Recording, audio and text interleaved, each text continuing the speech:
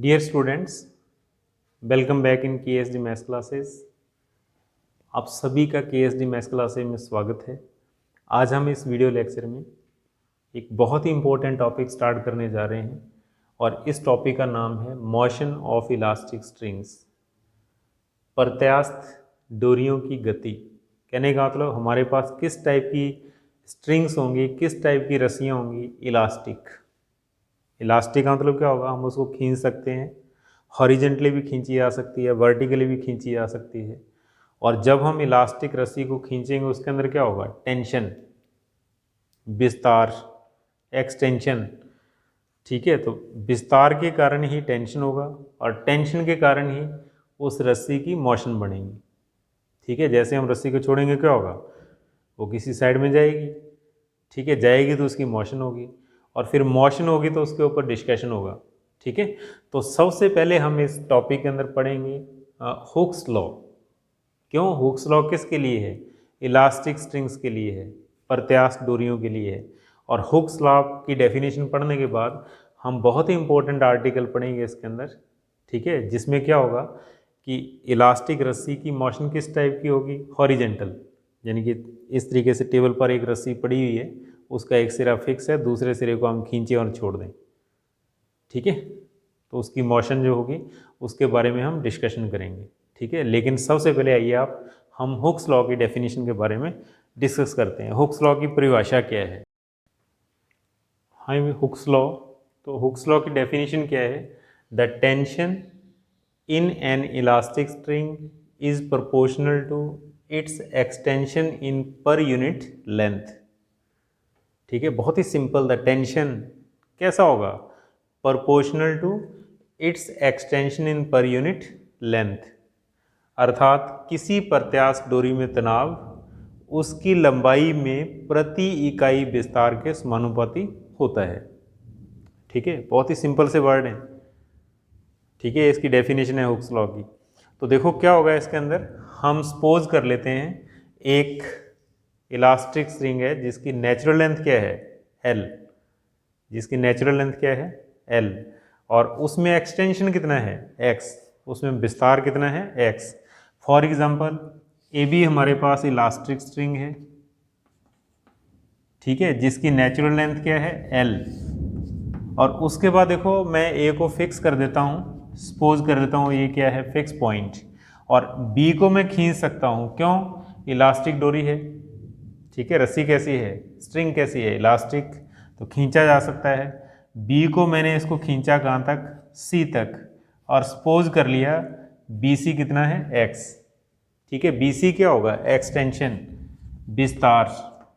तो देखो जैसे ही हम इलास्टिक रस्सी को खींचते हैं तो उसके अंदर क्या होता है, टेंशन क्रिएट होता है। किस साइड की ओर, देखो आप, अगर मैं इसको बाहर को खींचूंगा, छोड़ते अंदर जाएगी ये। ठीक है, तो ऐसे ही जब मैंने इसको बाहर की ओर खींचा तो इस रस्सी में टेंशन होगा किस साइड की ओर, फिक्स पॉइंट की ओर, अंदर की ओर। ठीक है, तो अब T की वैल्यू लिखनी है अपने को, T कैसा होगा।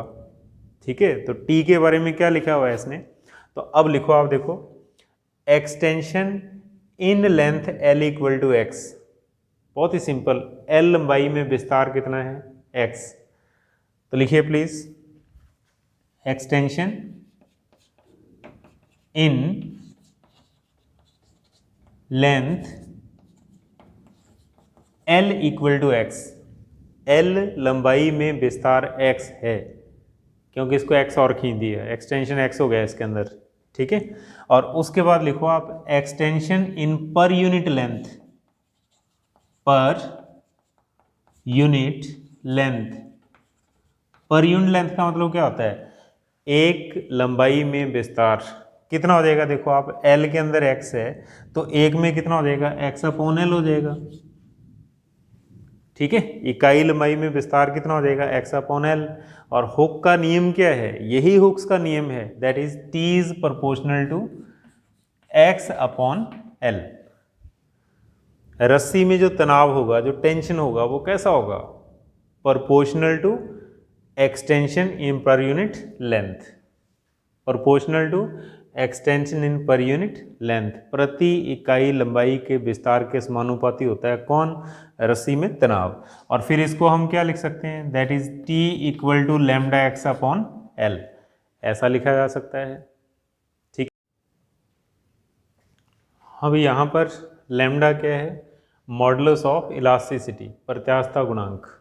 ओके, तो हम जितने भी क्वेश्चंस पढ़ेंगे इन सभी के अंदर इसी फॉर्मूले का यूज होगा। ठीक है, tension equal to lambda into x upon L.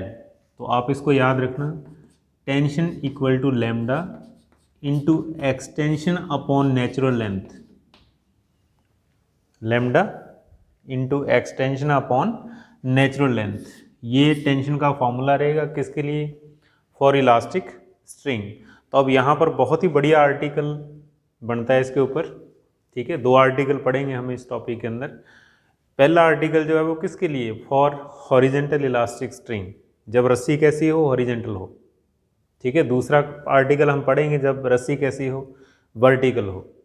ठीक है, तो आर्टिकल लिखिए आप, आर्टिकल नंबर फर्स्ट। हाँ, ये आर्टिकल देखिए प्लीज, आर्टिकल नंबर फर्स्ट। ठीक है, क्या कह रहा है इस आर्टिकल के अंदर, horizontal motion of elastic string, horizontal क्षैतिज। ठीक है, कहने का मतलब क्या होगा, अब इसकी स्टेटमेंट क्या है, स्टेटमेंट सुनिए आप, उसके बाद हम इसको डिस्कस करेंगे मोशन को। तो देखो क्या लिख रहा है इसके अंदर, motion of N elastic string, एक इलास्टिक एक प्रत्यास्थ डोरी की मोशन, गति। ठीक है, डोरी कैसी हो, जिसका एक सिरा fix, one and fix eight A point on a smooth table. वो कह रहा है एक टेबल है, कैसा है, स्मूथ, उस टेबल के ऊपर रस्सी का एक सिरा फिक्स कर दिया जाता है, डोरी का, इलास्टिक डोरी का एक सिरा फिक्स कर दिया जाता है। And to the other end a particle of mass small m is attached, दूसरे सिरे पर एक कण बांध दिया जाता है जिसका मास कितना है, स्मॉल m। ठीक है, और उसके बाद वो क्या करे, देन पार्टिकल को पुल किया जाता है कुछ दूरी तक और फिर उसको छोड़ दिया जाता है। ठीक है, कुछ डिस्टेंस तक उसको खींचना एंड देन रिलीज्ड, और उसके बाद उसको छोड़ना। ठीक है, तो ऐसा करने के बाद क्या होगा, पार्टिकल की मोशन स्टार्ट होगी। तो वो कह रहा है आप इस मोशन का डिस्कस कीजिए, इस गति की व्याख्या करो आप। ठीक है, हिंदी में भी लिखा हुआ मैंने यहाँ पर कि एक प्रत्यास्थ डोरी है जिसका एक सिरा एक चिकने क्षैतिज मेज के ऊपर किसी बिंदु पर स्थिर है और दूसरे सिरे पर हम m द्रव्य मान का एक कण बांध कर कण को कुछ दूरी खींचकर छोड़ देते हैं। तो कण की गति की व्याख्या कीजिए, इसकी मोशन किस टाइप की होगी। ठीक है, और फर्स्ट आर्टिकल है, अच्छा आर्टिकल है। तो आइए देखो इसने क्या लिखा हुआ है, एक इलास्टिक स्ट्रिंग किस टाइप की, हॉरिजेंटल, क्षैतिज, बहुत ही क्लियर लिखा हुआ है, क्षैतिज। तो हम लोग क्या करेंगे, इसके अंदर डायग्राम बनाएंगे सबसे पहले, और हम सपोज कर लेते हैं पॉइंट O फिक्स है, O भी ए फिक्स पॉइंट। ठीक है, और एक डोरी है OA, एक इलास्टिक स्ट्रिंग है OA जिसकी नेचुरल लेंथ कितनी है, A। हम सपोज कर लेते हैं इसकी नेचुरल लेंथ कितनी है, A है। तो देखो इसका एक सिरा फिक्स है और अकॉर्डिंग टू स्टेटमेंट, पर कथन के अनुसार, स्टेटमेंट के अनुसार वो कह रहे हैं दूसरे सिरे पर एक पार्टिकल बंद हो और इसको खींचो आप, तो इलास्टिक होने के कारण हम इसको खींच सकते हैं। ठीक है, तो हमने क्या किया, यहाँ पर एक पार्टिकल को लगाया, रस्सी के A पर पार्टिकल को बांधा और इसको खींचा कहाँ तक, B तक। इसको B लिख दो आप, और हम सपोज कर लेते हैं AB इक्वल टू क्या है, स्मॉल b है, AB equal to small b distance तक खींचना और उसके बाद देखो इसको छोड़ना। तो जैसे ही देखो हम इसको छोड़ेंगे तो क्या होगा, हाथ खुलते ही पार्टिकल वापिस इधर दौड़ेगा, क्यों, रस्सी के साथ बंधा हुआ है। इलास्टिक को हम खींचते हैं छोड़ते हैं तो क्या होता है, इलास्टिक वापिस भागती है। ठीक है, तो पार्टिकल इस साइड की ओर जाएगा। तो हम सपोज कर लेते हैं B से पार्टिकल चला तो T टाइम के बाद वो कहाँ पे है, पॉइंट P के ऊपर जिसकी ए से डिस्टेंस कितनी है x, बी से चला क्योंकि बी तक किसको पकड़ा हुआ है यहाँ तक, जैसे ही हाथ खोलेंगे क्या होगा, इधर जाएगा। तो हम सपोज कर लेते हैं टी टाइम के बाद पार्टिकल पी पर है जिसकी ए से डिस्टेंस क्या है x और वेलोसिटी v है, ठीक है, और टेंशन कितना है t। पॉइंट P पर रस्सी में टेंशन कितना है T। तो स्टार्टिंग में आ जाओ आप, स्टार्टिंग के अंदर क्या होगा, टाइम 0 होगा, वेलोसिटी 0 होगी, ठीक है। और अगर हम x की बात करें तो x किसके बराबर होगा, b के बराबर होगा। देखो आप एक्सटेंशन a से स्टार्ट हो रहा है और b पर देखो आप x की वैल्यू किसके बराबर है, b के बराबर है, तो x equal to b. Initially शुरू में हमारे पास ये डाटा होगा, t बराबर 0, v equal to 0 and x equal to b, okay. और इसके बाद फिर आओ आप हुक्स लॉ, हुक के नियमानुसार क्या बताया था आपको, tension is proportional to x upon natural length.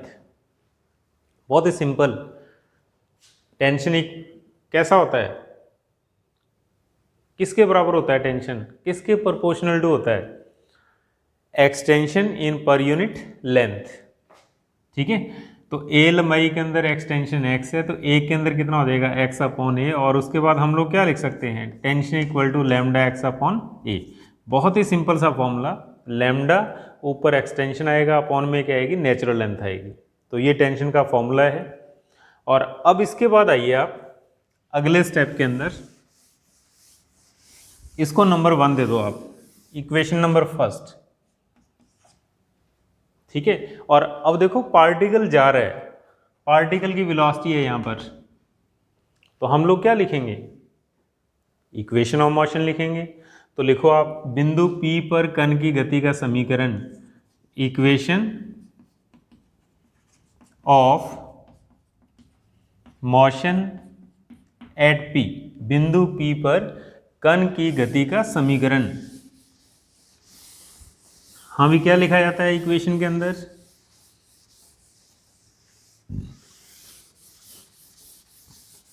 Equation of motion के अंदर हम लोग क्या लिखते हैं, पिछले चैप्टर के अंदर हमने लिखा था एक्सेलरेशन, त्वरण, लेकिन अब हमारे पास यहाँ पर टेंशन है, और टेंशन क्या होता है, टेंशन एक फोर्स होता है। तो अब अपने को क्या लिखना पड़ेगा, फोर्स इक्वल टू फोर्स। तो फिर इक्वेशन किस टाइप की बनेगी, mass into acceleration equal to T, और टी के सामने माइनस का साइन आएगा, क्यों, फिक्स बिंदु की ओर अट्रैक्शन। अगर कोई पार्टिकल फिक्स पॉइंट की ओर आ रहा है तो इसका मतलब क्या होता है, अट्रैक्शन होता है, आकर्षण, और आकर्षण के टाइम हम लोग क्या लगाते हैं, माइनस। तो देखो एफ नहीं लिखा मैंने, क्या लिखा, mass into acceleration, force equal to force आएगा, क्यों, टेंशन क्या होता है, एक बल होता है, एक फोर्स होता है, इसलिए, ठीक है। और अब अगले स्टेप के अंदर इक्वेशन फर्स्ट का यूज करिए आप, बाई 1, और एफ को आप लिख सकते हो v d v upon d x, और इक्वल टू आ जाएगा minus lambda x upon a, minus lambda x upon a. और उसके बाद देखो आप m से डिवाइड कर दो तो क्या हो जाएगा, v d v upon d x equal to बनेगा minus lambda upon a m, okay. और अब फिर आप बताइए, देखो आप क्या होगा इसके अंदर, किस टाइप की मोशन है ये एक्सेलरेशन है, त्वरण है ये। तो कहने का मतलब F equal to minus mu into x, ऐसी है या नहीं, चेक करो आप, acceleration equal to minus mu into x. और अगर कोई मोशन इस टाइप की हो तो फिर वो क्या कहलाती है, सिंपल हार्मोनिक मोशन, ठीक है। तो हम क्या लिख सकते हैं, इन दिस केस, इस अवस्था में, यानी कि P पर पार्टिकल की जो मोशन होगी वो कैसी होगी, सिंपल हार्मोनिक मोशन। तो लिख देना आप, in this case motion of particle be a simple harmonic motion, ठीक है। तो ये मेंशन कर दो यहाँ पर, that is motion of particle is simple harmonic motion, क्यों, F equal to minus mu into x type की। और यहाँ पर म्यू कितना है, यहाँ पर म्यू की वैल्यू क्या है, देखो आप करो इसके साथ compare, that is lambda upon a m, ये म्यू है, ठीक है। और उसके बाद देखो आप, तब इस सिंपल हार्मोनिक मोशन का टाइम पीरियड किसके बराबर होगा? ठीक है, तो लिख दो आप time periods of simple harmonic motion.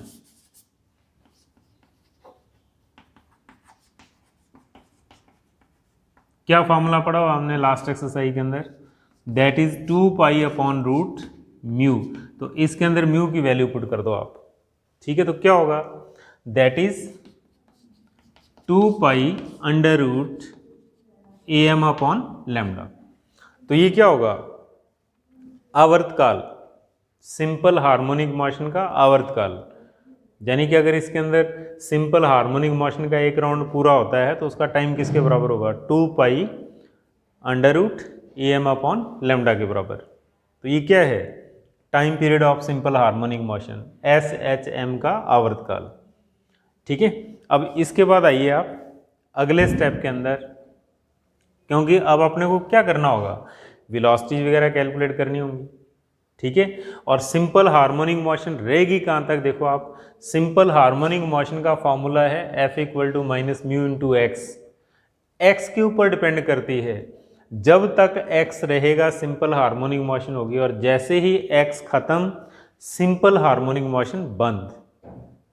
ठीक है, तो आप देखिए डायग्राम को देखो प्लीज। x कहाँ तक है? P से A तक x है, और जैसे ही पार्टिकल P के ऊपर आएगा x कितना देगा? 0 देगा। ठीक है, तो हम लोग क्या लिख सकते हैं इसके बाद? एट पॉइंट ए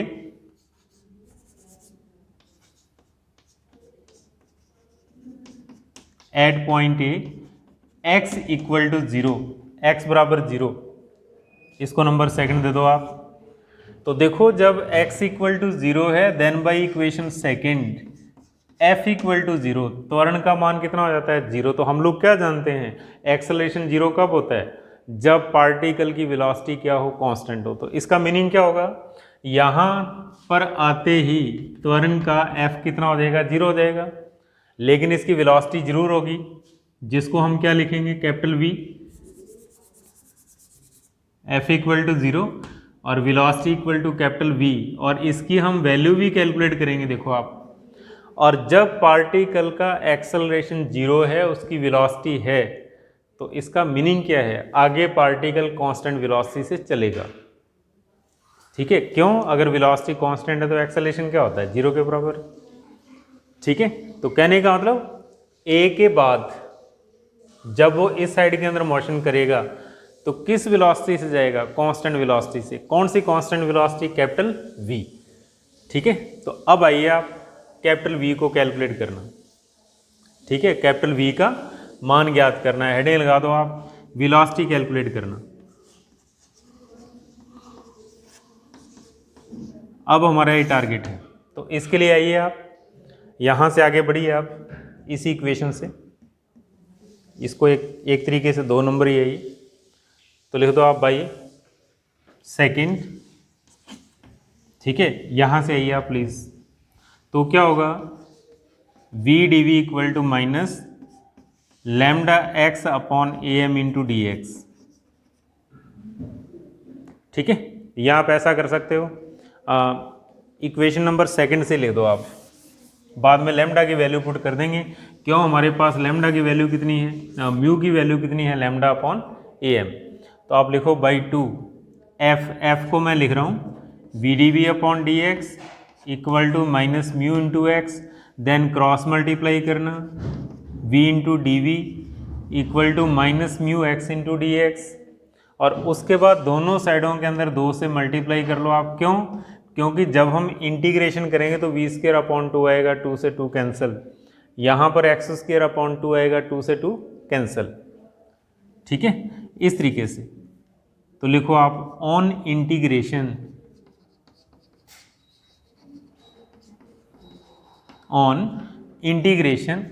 तो देखो लेफ्ट हैंड साइड क्या होगा? वी स्क्वायर अपॉन 2, 2 से 2 कैंसिल। राइट हैंड साइड क्या हो जाएगा? Minus mu x square upon 2, 2 से 2 cancel, plus constant of integration C1। और अब C1 का मान निकालने के लिए शुरू में देखो आप स्टार्टिंग के अंदर क्या कुछ है, इसका यूज करिए आप। तो एट B किसके लिए? कांस्टेंट ऑफ इंटीग्रेशन के लिए, बिंदु बी पर फॉर C1। तो क्या करना होगा अपने को यहाँ पर? ठीक है, बहुत ही सिंपल, v के स्थान पर 0 पुट करेंगे हम और x के स्थान पर हमारे पास b आएगा। ठीक है, तो ऐसा करने के बाद क्या हो जाएगा? 0 equal to minus mu into b square plus C1, that is C1 equal to mu b square. ठीक है, और C1 की वैल्यू पुट करो यहाँ पर, तो क्या कुछ आ जाएगा? B square equal to mu into b square minus mu into x square. Okay, और अब आप कॉमन निकाल लो, b square common, mu common into आ रहा है b square minus x square. ठीक है, तो कहने का मतलब क्या है? इस फॉर्मूले से हम किस चीज़ को कैलकुलेट कर सकते हैं? वेलोसिटी कैलकुलेट कर सकते हैं। कहाँ से लेकर कहाँ तक? पॉइंट बी से लेकर ए तक। ठीक है, तो इसको नंबर दे दो आप, इक्वेशन नंबर 3। तो आप लिख दो इक्वेशन 3 भी है relation between v and x। समीकरण 3 वेग और दूरी में संबंध है। हाँ, तो हमारे पास v और x में रिलेशन बना है इक्वेशन नंबर 3, और यहाँ पर म्यू क्या है? म्यू है लैम्डा अपॉन am। तो लिख देना वेयर यहाँ mu equal to lambda upon am। यहाँ पर म्यू का मान लैम्डा बटा am है। ओके, तो अब हम लोग क्या करेंगे? पॉइंट ए पर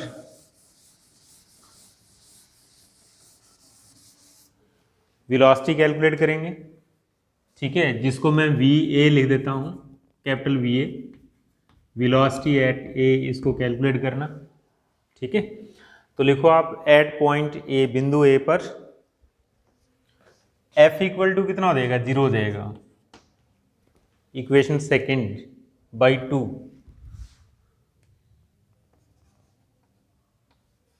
F बराबर 0, और F बराबर 0 होने का मतलब क्या होगा? सिंपल हार्मोनिक मोशन बंद हो जाएगी, क्योंकि सिंपल हार्मोनिक मोशन की पहचान ही क्या है? F equal to minus mu x, और अगर x नहीं है तो सिंपल हार्मोनिक मोशन भी नहीं होगी। तो कहने का मतलब क्या होगा? जैसे ही पार्टिकल A पर आएगा सिंपल हार्मोनिक मोशन बंद। ठीक है, तो इसके बाद फिर क्या होगा? F इक्वल टू 0, कहने का मतलब आगे पार्टिकल कांस्टेंट वेलोसिटी से बढ़ेगा, और वो वेलोसिटी कितनी होगी? VA। तो VA के लिए हम लोग क्या करेंगे? बाई थर्ड, इक्वेशन 3 से क्या करना होगा अपने को? 3 के अंदर V के स्थान पर BA पुट करना, और x के स्थान पर 0 पुट करना, और म्यू के स्थान पर लैम्डा अपॉन am लिखना।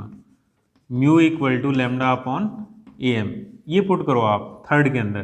तो ऐसा करते ही क्या बनेगा? VA square equal to lambda upon am into b square minus 0, lambda upon am into b square minus 0। तो यहाँ से हमारे पास क्या आ गया? That is VA square equal to lambda upon am into b की power 2, then VA equal to under root lambda upon am into b. ठीक है, तो कहने का मतलब क्या होगा? इस वेलोसिटी से पार्टिकल आगे बढ़ेगा, and this is not equal to 0। ये 0 नहीं है, देखो आप, this is not equal to 0। अगर 0 होती तो रुक जाता, नहीं रुकेगा, आगे जाएगा वो। किस वेलोसिटी से? VA वेलोसिटी से। तो आगे की सिचुएशन क्या होगी? आगे की अवस्था क्या होगी पार्टिकल की? देखिए आप, VA is not equal to 0, तो 100% क्या होगा? पार्टिकल O को भी क्रॉस करेगा। क्यों? उसने टेबल कैसा दे रखा है? स्मूथ दे रखा है। वो कह रहा है टेबल कैसा है? स्मूथ है। टेबल के ऊपर O पॉइंट है, तो पार्टिकल O को पार करेगा। ठीक है, कहाँ तक? A डैश तक। डोरी की नेचुरल लेंथ A रहेगी, और यहाँ तक इसकी वेलोसिटी कितनी होगी? VA। ठीक है, लेकिन जैसे ही पार्टिकल A डैश को क्रॉस करेगा तो इसमें क्या होगा? एक्सटेंशन स्टार्ट हो जाएगा, विस्तार स्टार्ट हो जाएगा। कहाँ से कहाँ तक? A dash to B dash. तो अब देखो, जैसे जैसे रस्सी में एक्सटेंशन होगा, साथ साथ क्या होगा? टेंशन होना शुरू हो जाएगी, तनाव शुरू हो जाएगा रस्सी के अंदर। पार्टिकल आगे जाएगा, टेंशन इसको वापस खींचेगा। तो कहने का मतलब क्या होगा? देखो, टेंशन का फॉर्मूला क्या है? प्रोपोर्शनल टू एक्स अपॉन ए। तो जैसे जैसे एक्स बढ़ेगा टेंशन भी बढ़ेगा। तो इसका मतलब क्या होगा, पार्टिकल की वेलोसिटी धीरे धीरे कम हो जाएगी और v डैश एक ऐसा पॉइंट होगा यहाँ पर इसकी वेलोसिटी कितनी हो जाएगी, 0। ठीक है, और a से b डैश कितना होगा, b के बराबर। कहने का मतलब क्या है, जो सिचुएशन o के राइट हैंड साइड के अंदर है वही सिचुएशन बाद में o के लेफ्ट हैंड साइड के अंदर बनेगी। ठीक है, यहाँ तक नेचुरल लेंथ है। देखो आप, नेचुरल लेंथ के अंदर कोई विस्तार नहीं होता, कोई एक्सटेंशन नहीं होता, टेबल स्मूथ है, टेबल के ऊपर चल रहा है पार्टिकल रस्सी के साथ। ठीक है, तो a डैश तक उसकी वेलोसिटी va ही रहेगी और उसके बाद जैसे ही टेंशन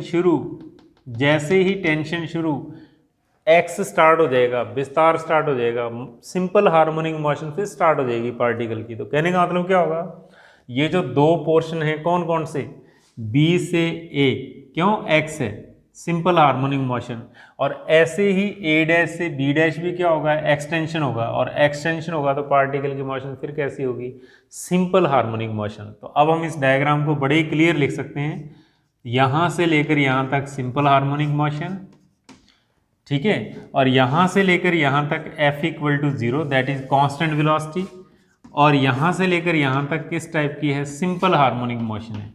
तो 3 पार्ट होंगे इसके अंदर। ठीक है, तो हम लोग लिख सकते हैं नेचर ऑफ मोशन, नेचर किस टाइप की रहेगी। ठीक है, तो इसके बाद लिखो प्लीज आप,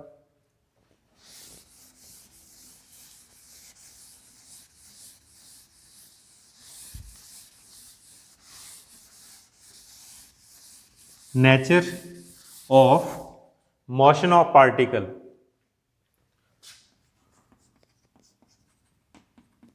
nature of motion of particle from point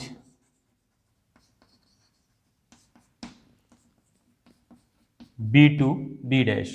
क्यों, यहां से पार्टिकल चला हुआ है और कहां तक चलना है, इसको B डैश तक चलना है। ठीक है, तो अब आप देखिए डायग्राम के अंदर, number 1 simple harmonic motion from B to A। ठीक है, उसके बाद नंबर 2 दूसरा पोर्शन कैसा होगा, A टू A डैश। ठीक है, यहां सिंपल हार्मोनिक मोशन नहीं होगी, कांस्टेंट वेलोसिटी रहेगी पार्टिकल की। तो लिख दो आप, मोशन अंडर कांस्टेंट वेलोसिटी। ठीक है, हिंदी में लिख सकते हो आप, अचर वेग के अधीन कण की गति कहां से कहां तक रहेगी, बिंदु A से A डैश। देखो आप, A से A डैश तक, from point A to A dash. और लास्ट पोर्शन के अंदर क्या होगा, again simple harmonic motion from A dash to B dash. Please note करिए आप, हिंदी के अंदर B से A तक कण की गति सिंपल हार्मोनिक मोशन, उसके बाद A से A डैश तक कण की गति अचर वेग के अधीन, कण का वेग कैसा होगा, कांस्टेंट होगा, कितना होगा, v होगा, और फिर क्या होगा, A डैश से B डैश वापिस कण की गति सिंपल हार्मोनिक मोशन रहेगी। और देखो यहां पर क्या होगा, यहां पर इसकी वेलोसिटी 0 और रस्सी में टेंशन होगा, देखो आप, तो यहां से पार्टिकल फिर क्या होगा, वापस चलेगा किस साइड की ओर, पहले A डैश, फिर A डैश से A, और फिर लास्ट में A से B। तो इस तरीके से एक कंप्लीट ऑसिलेशन होगा, एक पूरा चक्कर होगा। ठीक है, तो आप लिख सकते हो इसके बारे में। ठीक है, तो लिख देना आप, इसी प्रकार सिमिलरली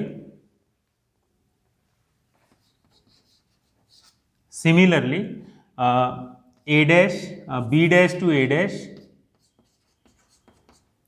सिंपल हार्मोनिक मोशन। ठीक है, then A dash to A dash to A with constant velocity, with constant velocity,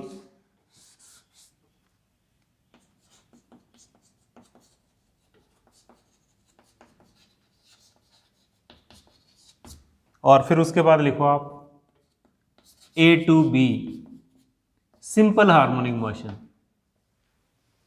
A to B किस टाइप की होगी? Simple harmonic motion. तो इस तरीके से एक पूरा चक्कर लगेगा, ठीक है, एक पूरा राउंड होगा।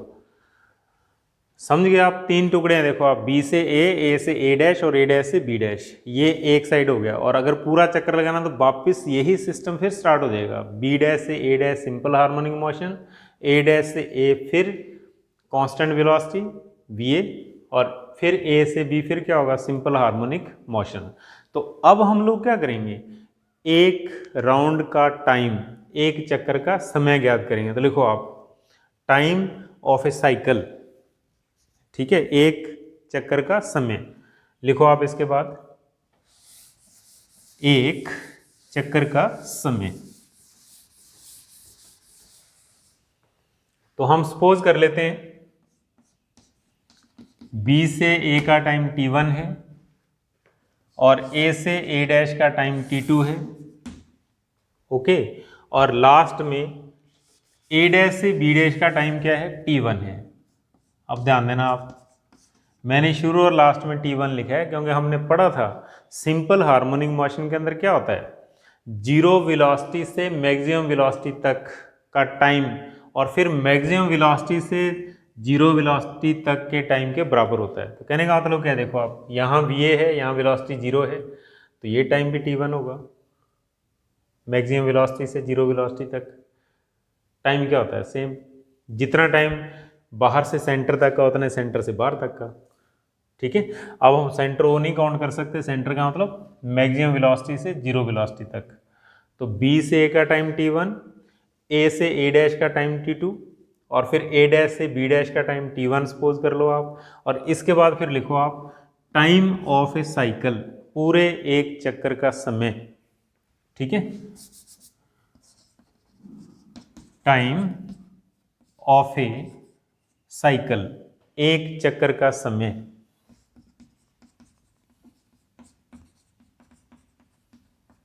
हाँ भी कितना हो जाएगा? देखो आप, ये हो जाएगा ट्वाइस, 2 से मल्टीप्लाई। क्यों? जितना आने का होगा उतना ही जाने का होगा, ठीक है। तो क्या लिख सकते हो आप?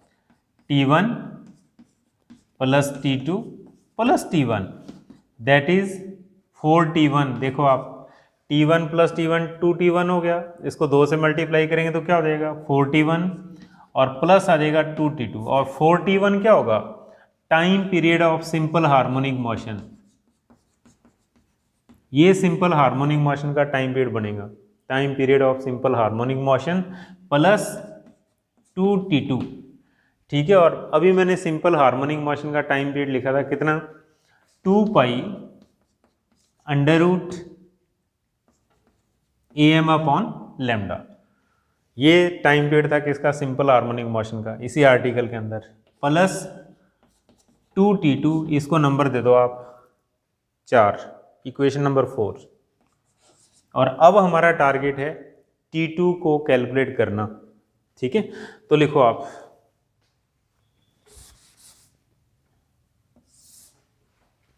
हाँ भाई, तो देखो T2 का मतलब A से A डैश का टाइम, तो लिखो आप T2 बराबर time from A to A dash. और देखो यहाँ पर F इक्वल टू 0 है, त्वरण बराबर 0, F इक्वल टू 0। तो हम लोग क्या जानते हैं? जब F 0 हो तो वेग, समय और दूरी में क्या संबंध होता है, ठीक है। तो हम लोग क्या लिख सकते हैं? हम लोग लिख सकते हैं वेलोसिटी, बहुत ही सिंपल सा फॉर्मूला यूज करना होता है, velocity equal to distance upon time. कब? जब F कितना हो? 0 हो। ये सिंपल फॉर्मूला यूज करना होता है अपने को। तो आप यहाँ से टाइम कैलकुलेट कर लो आप, तो कितना आ जाएगा? देखो आप, टाइम इक्वल टू आ जाएगा distance upon velocity, that is distance means A dash, और वेलोसिटी कितनी है? VA है, यहाँ से लेकर यहाँ तक। ठीक है, ये फॉर्मूला हो गया हमारे पास, दूरी बटा समय। दूरी कितनी है, ए डैश, ठीक है, और टाइम कैलकुलेट करना है, वेग नीचे आ जाएगा तो अपॉन में आ जाएगा वी ए। ठीक है, तो अब देखो आप इसके अंदर वैल्यू पुट करो आप, ए डैश कितना है, 2a है, देखो आप a प्लस ए कितना हो गया, 2a हो गया, और वी ए की वैल्यू हमारे पास ये रही, कितनी है, under root lambda upon a m into b, under root lambda upon a m into b. और अगले स्टेप आप के अंदर आप इसको सिंप्लीफाई कर दो तो ये लिखा जा सकता है 2a upon b under root A M upon lambda. 2a बटा में b आएगा, ये ऊपर जाएगा, ये नीचे रहेगा, और अंडर रूट के अंदर रहेंगे दोनों, तो ये T2 हो गया हमारे पास। ठीक है, और अब आपने T2 की वैल्यू कहाँ पे पुट करनी है, इक्वेशन 4 के अंदर, तो लिखो बाई 4। इक्वेशन 4 से क्या लिखोगे आप, टाइम ऑफ ए साइकिल, एक चक्कर का समय, इसके बाद लिखना प्लीज बाई 4 समीकरण 4 से, that is time of A cycle, एक चक्कर का समय। ठीक है, क्या बनेगा, ये बनेगा 2 pi under root A M upon lambda plus 2T2, तो 2 इंटू T2 की वैल्यू, तो ये हमारे पास कितना आ जाएगा, 2a upon b under root A M upon lambda. और अब आप कॉमन निकाल दो प्लीज, देखो कॉमन कितना आ रहा है, 2 कॉमन आ रहा है, under root A M upon lambda common आ रहा है, तो यहाँ पर बचेगा क्या, यहाँ पर बचेगा पाई प्लस 2a अपॉन बी, और ये इसका आंसर, ये इसका टाइम होगा, टाइम ऑफ ए साइकिल, एक चक्कर का समय हम इस फॉर्मूले से कैलकुलेट कर सकते हैं, that is 2 under root a upon lambda into pi plus 2a upon b. तो यहाँ पर आकर के ये आर्टिकल कंप्लीट हो जाता है। ठीक है, तो प्लीज़ याद रखिएगा, बहुत ही सिंपल आर्टिकल है, इंपॉर्टेंट आर्टिकल है, कई बार पूछा हुआ है उसने। ठीक है, आर्टिकल की स्टेटमेंट क्या थी कि एक रस्सी है, ठीक है, और उस रस्सी को कहाँ पे फिक्स कर रखा है, उसका एक सिरा स्मूथ टेबल के ऊपर बंधा हुआ है, दूसरे सिरे पर एक पार्टिकल है, पार्टिकल को खींचना है तो साथ साथ रस्सी भी खींच जाएगी क्योंकि पार्टिकल रस्सी के साथ बंधा हुआ है। कुछ दूरी पर खींचो और छोड़ दो तो क्या होगा, पार्टिकल वापस आएगा। ठीक है, तो वापस आएगा तो फिर उसकी मोशन की डिस्कस करना। तो हमने सपोज कर लिया था टी टाइम के बाद पी पर है, जिसमें एक्सटेंशन कितना है, एक्स है, एक्सटेंशन के कारण ही टेंशन, और फिर टेंशन हमने कहाँ से लिखा था भाई, हुक्स लॉ, और आगे बढ़े हम। और फिर उसके बाद 3 टाइप की मोशन बनी इसके अंदर, बी से A simple harmonic motion, A से A dash F equal to 0 that is constant velocity, और उसके बाद A dash to B dash again simple harmonic motion. क्यों, रस्सी की लंबाई में वृद्धि हो जाएगी, विस्तार हो जाएगा, एक्सटेंशन हो जाएगा, एक्सटेंशन होते ही टेंशन होगा, और टेंशन होते ही सिंपल हार्मोनिक मोशन दोबारा स्टार्ट हो जाएगी। तो इसलिए लास्ट वाले टुकड़े के अंदर भी क्या होगा, सिंपल हार्मोनिक मोशन। ठीक है, और उसके बाद हमने क्या किया, फॉर्मूले ड्राइव किए वेलोसिटी। ठीक है, और वेलोसिटी के बाद टाइम पीरियड कैलकुलेट किया हमने, एक पूरे चक्कर के अंदर कितना समय लगेगा पार्टिकल को अंदर घूमने में, उस टाइम को हमने कैलकुलेट किया। तो इस तरीके से हम इस आर्टिकल को कंप्लीट करते हैं।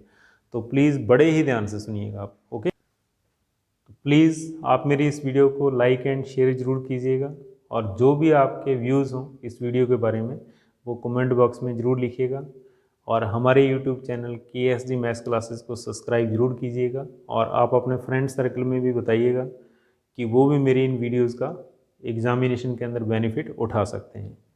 Okay, thank you.